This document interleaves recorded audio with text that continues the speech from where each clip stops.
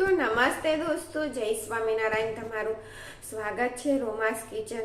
તો ટેસ્ટી અને ચટાકેદાર ચટપટો એવો સરસ મમરાનો નાસ્તો આજે આપણે બનાવીશું. તો તેની માટે મેં અહીંયા નોર્મલ મમરા અડધી કોથળી લઈ લીધા છે ને વજનમાં જોશો તો તે 250 ગ્રામ મમરા લઈ લીધા છે ને મમરાને આ રીતે સરસ આપણે ચાળી લેવાના છે, કારણ કે તેની અંદર ડસ્ટનો ભાગ હોય છે. નીચે ચાળીએ તો આપણે નીકળતો હોય છે, તો તેને સરસ રીતે આપણે ચાળી લેવાના. તો તે જ પ્રોસેસથી બધા મમરાને મેં ચાળી લીધા છે અને મમરા કડક હોવા જોઈએ, જો આ રીતે તૂટવા જોઈએ. જો એમ ના હોય તો તડકે તપાવી લેવા, કાં તો ગેસ ઉપર તેલ મૂક્યા વગર શેકી લેવાનો. અને ચટાકેદાર મસાલો બનાવીશું આપણે. આ મમરા એકદમ ટેસ્ટી લાગે અને ચટાકેદાર, તેટલા માટે તેનો સરસ મસાલો બનાવીશું. તો તેની માટે મેં 2 ટેબલ સ્પૂન આખી જ ખાંડ લઈ લીધી છે. એમ પણ આપણે મસાલો પીસવાનો છે તેટલા માટે. અને 1.5 ટેબલ સ્પૂન કાશ્મીરી મરચું લીધું છે.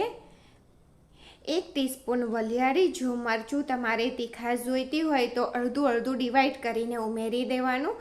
થોડું કાશ્મીરી અને થોડું તીખું ઉમેરવાનું. અને 1 ટીસ્પૂન ચાટ મસાલો ઉમેરવાનો છે. અહીંયા આપણે કોઈ પણ જાતના લીંબુનો ફૂલનો ઉપયોગ કરવાનો નથી. બહારના મમરામાં ચટપટા લગાડવા માટે લીંબુનો ફૂલ યુઝ થતો હોય છે. અને અહીંયા 1/2 ટીસ્પૂન આમચૂર પાવડર ઉમેર્યો છે, કારણ કે આપણે પહેલાં ચાટ મસાલો ઉમેર્યો છે તો તે પણ ખાટો મીઠો હોય છે. તો તેને ગ્રાઇન્ડ કરી લેવાનું. આ રીતે સરસ જો આપણો ચટાકેદાર મમરાનો મસાલો તૈયાર થઈ ગયો છે. અને તેમાં થોડું મેં આગળ તમને કીધું હતું તે જ પ્રમાણે મરચું ફરી ઉમેરી રહી છું. અને જો મસાલો સરસ રીતે તૈયાર થઈ ગયો છે અને તેમાં થોડું સ્વાદ પ્રમાણે આપણે મીઠું ઉમેરી દેવાનું. અહીંયા હું 1 ટીસ્પૂન જેટલું મીઠું ઉમેરી રહી છું, પણ તમારે તમારા ટેસ્ટ પ્રમાણે ઉમેરવાનું.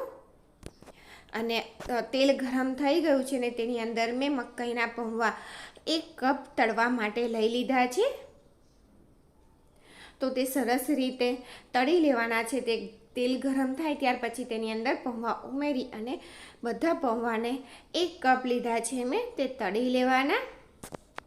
તો તળાઈ ગયા છે તો તેને કાઢી લઈએ આપણે. અને જ્યારે ગરમ જ હોય ને ત્યારે જ તેની અંદર જે તૈયાર કરેલો મસાલો છે ને તે ઉમેરી દેવાનો છે, તો જ ચોટશે અને પૌવા પણ એકદમ ટેસ્ટી અને ચટાકેદાર લાગશે મકાઈના. તમે પણ ચીવડો બનાવશો ને તો આ મસાલો બનાવીને ઉમેરશો ને તો પણ તે ખૂબ જ ટેસ્ટી લાગે છે. અને સિંગદાણા લઈ લીધા છે, તેને પણ આપણે તળી લેવાના છે. સિંગદાણાનું માપ તમે તમારા ટેસ્ટ પ્રમાણે વધારે કે ઓછું કરી શકો છો. તો સિંગદાણા પણ તળાઈ ગયા છે ને તેમાં પણ આપણે તરત જ તૈયાર કરેલો મસાલો ઉમેરી દેવાનો છે, જે પહેલેથી આપણે તૈયાર કરીને રાખ્યો છે. એટલે જ્યારે આપણે નાસ્તો ખાઈએ ને મોંમાં આવે ને ત્યારે તેનો ટેસ્ટ પણ ખૂબ જ સરસ લાગે. તો અહીંયા મેં 2.5 થી 3 ટેબલ સ્પૂન જેટલું તેલ લઈ લીધું છે. અને જો તમારી પાસે સિંગ તેલ હોય ને તો તમે આ મમરા સિંગ તેલમાં વઘારજો તો ખૂબ જ સરસ લાગે છે. અને ના હોય તો તમે નોર્મલ જે રેગ્યુલર તેલ યુઝ કરતા હોય તેની અંદર ઉમેરજો.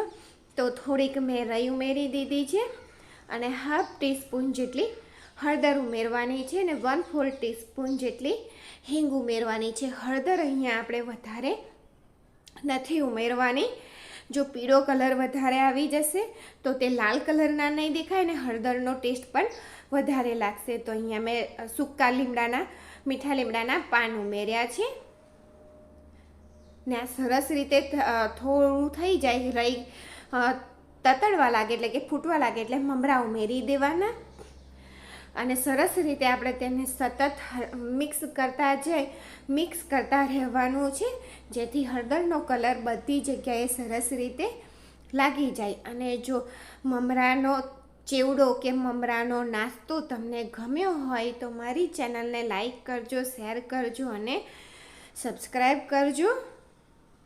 અને બાજુમાં આપેલા બેલ આઇકનને પણ પ્રેસ કરી દેજો. તો જો મમરા ઉપર કલર સરસ આવી ગયો છે તો તરેલા સિંગદાણા અને જે મસાલો આપણે તૈયાર કરીને રાખ્યો છે તે મસાલાને પહેલાં થોડો ઉમેરીશું અને મિક્સ કરી લેવાનું. આ રીતે તમે બનાવીને મમરાનો ચેવડો તૈયાર કરશો ને તો ફરી ઉમેરી રહી છું હું બધો જ મસાલો આની અંદર જતો રહેશે. તેના જ માપનો આપણે બનાવ્યો છે ને આ મસાલો બનાવી અને તમે 1 મહિના સુધી તેને સ્ટોર પણ કરી શકો છો.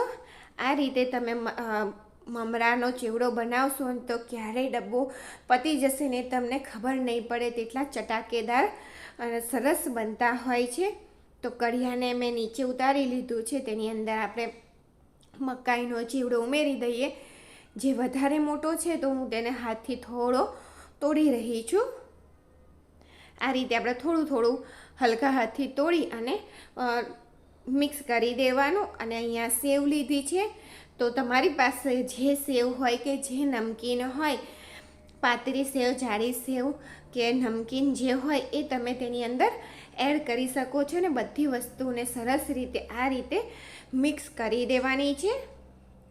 તો આપણો ચટાકેદાર સુપર ટેસ્ટી મમરાનો હેલ્ધી ચેવડો બનીને તૈયાર થઈ ગયો છે. તમે જો તમારી ઘરે કેવી રીતે બનાવતા હોય તે મને જરૂરથી કમેન્ટમાં જણાવજો ને આ રીતે ના બનાવ્યો હોય તો તમે જરૂરથી ટ્રાય કરજો. Thank you for watching.